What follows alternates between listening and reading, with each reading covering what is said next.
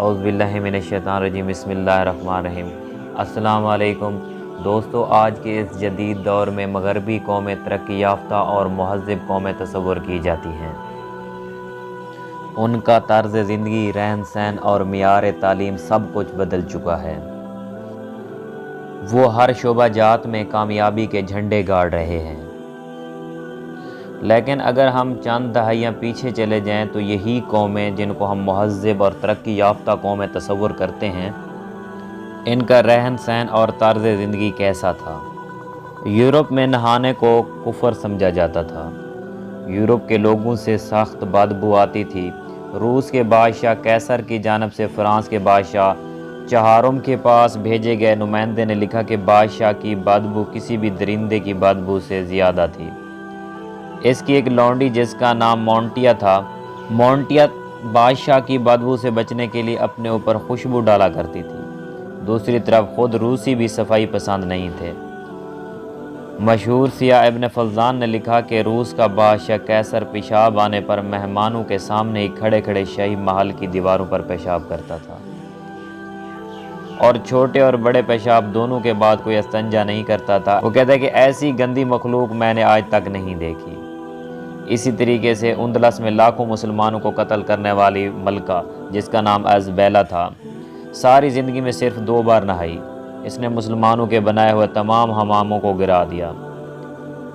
Spain کے بادشاہ flip دوم نے اپنے ملک میں نہانے پر مکمل پابندی لگا رکھی تھی۔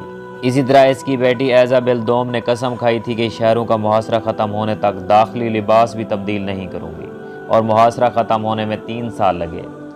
یہ عوام کے نہیں، مغرب کے بادشاہوں اور حکمرانوں کے واقعات ہیں جو تاریخ کے سینے میں محفوظ ہیں۔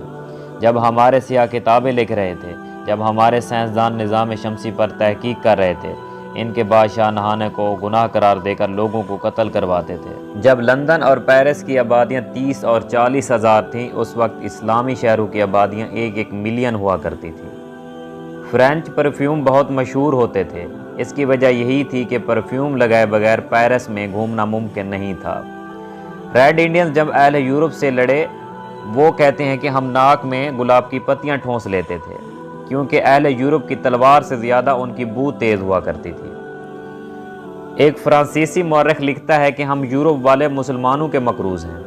انہوں نے ہمیں صفائی اور جینے کا ڈھنگ سکھایا۔ انہوں نے ہمیں نہانا اور لباس تبدیل کرنا سکھایا۔ ہم ننگے دھڑنگے ہوا کرتے تھے۔ اس وقت وہ اپنے کپڑوں کو زمرد، یاقوت، مرجان سے سجاتے تھے۔ جب یورپی کالیسا نہانے کو کفر قرار دے رہا تھا، اس وقت صرف قرطبہ شہر میں 300 عوامی حمام تھے۔ پھر وقت پلٹا اور ہم سے ہماری سائنس، ہمارا علم، ہماری ترقی کے راز لے گیا۔ ہمیں بدلے میں احساس کمتری دے دی، ہمیں فیشن نامی لفظ کے ساتھ بےہودگی دے دی، ہمیں ماڈرن بنانے کے نام پہ بے حیائی دے دی۔ ہم نے ان کی دی ہوئی ہر اس چیز کا ویلکم کیا جس سے ہم بری طرح تباہ ہو سکتے تھے۔ انہوں نے ہمیں آزادی کا نام اور ساتھ غلط تعبیریں دے دی۔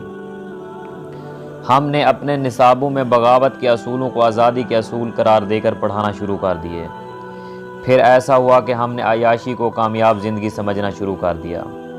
پھر ایسا ہوا کہ وہ چاند پر جا رہے تھے اور ہم تفرقہ پرستی میں بحث کر رہے تھے۔ انہوں نے سمندر میں پیٹرول کے ذخائر بنانے شروع کر دیے، ہم نے پیٹرول سے جلاؤ گراؤ آگ لگاؤ تحریکیں چلانا شروع کر دیں۔ انہوں نے ادب میں ایسے شاہکار تخلیق کرنے شروع کیے جو افکار بدل دیں، تو ہم نے لب و رخسار، چائے کی پیالی، کالج کی لڑکی لکھنا شروع کر دیا۔ انہوں نے قرآن کو اپنی لیبارٹریز کا حصہ بنا لیا اور ہم نے اچھے قیمتی غلاف بنانا شروع کر دیا اور طاق کی سجاوٹ کے مقابلے شروع کر دیے۔ جب وہ اپنے بچوں کو زندگی کی حقیقت سکھا رہے ہیں، ہم سکول، کالج اور یونیورسٹیز میں 1st، 2nd اور 3rd پوزیشن لینے کے گر بتا رہے ہیں۔ اہل دانش سمجھتے ہیں کہ آئندہ جنگیں میدان جنگ میں نہیں، کلاس روم میں لڑی جائیں گی، اور آج ہم نئی نسلوں کو مادیت پرستی کی بھٹی میں جھونک رہے ہیں، پیسے کو ترقی اور کامیابی کا استعارہ قرار دے رہے ہیں۔ وہ اپنے بچوں کو جینا بتا رہے ہیں اور ہم ایک دوسرے سے جیتنا سکھا رہے ہیں۔ انہوں نے اپنی بے حیائی اور خواہشات کے سامان کو کم کرنے کے لیے ویلنٹائن ڈے میں جمع کر دیا، اور ہم نے اس کو منانے کے لیے روشن خیالی کا نیا نعرہ لگا دیا ہے۔ جب وہ شیکسپیئر اور گویٹے کے کلام کو الہامی روحانی کلام ثابت کرنے کی کوشش کر رہے ہیں، عین اسی وقت ہم اقبال کو مشکل قرار دے کر اپنی نسل کو تن آسان بنا رہے ہیں۔